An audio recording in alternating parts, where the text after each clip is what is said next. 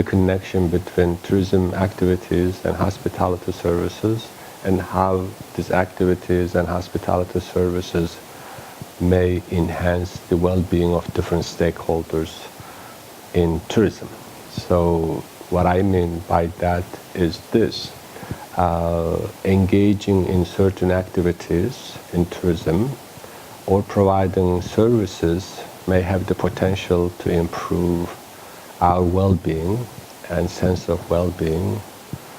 And even if you're not part of the production and consumption system of tourism, because of tourism, we may have a little bit more open space. Because of tourism, you have maybe more benches in the park. As a result, your well-being can still be improved.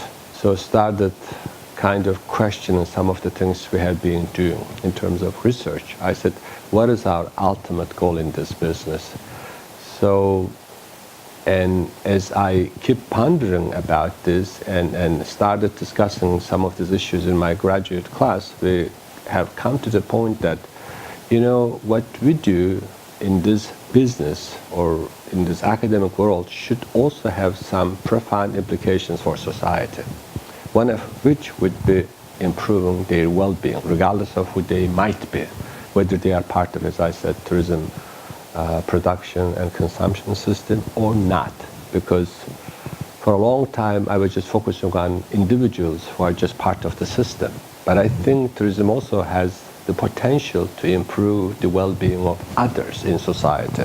Having that kind of information and sharing it with different decision makers will also empower them to, let's say, maybe just have better efficiency in their business or way of business practice.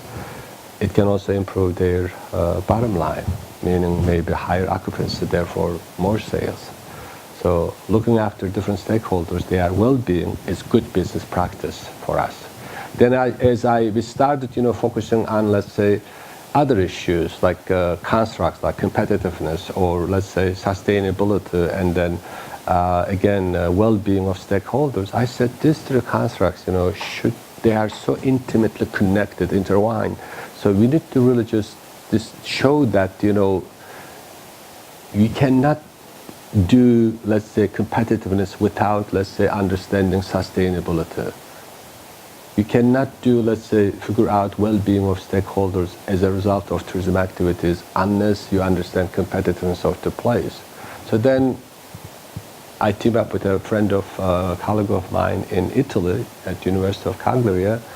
So we crafted this book and that focused on sustainable island tourism, where we really focus on sustainability, competitiveness, and well-being. That was kind of a unique thing to do, because through these activities and publication, I was able to bring, I guess, this research agenda to the forefront of our research agenda. So in that, I think I feel that with my PhD students and colleagues, we have created momentum, and the momentum is wonderful. In order to make a difference, maybe we should tangibilize this somehow. One way of doing this is to maybe publish as an article or book.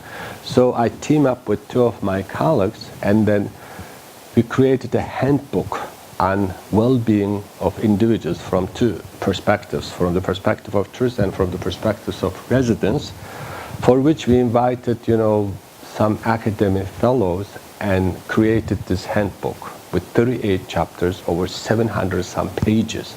That was one of the, I guess, milestones in that direction of doing research as it relates to well-being of, different stakeholders. So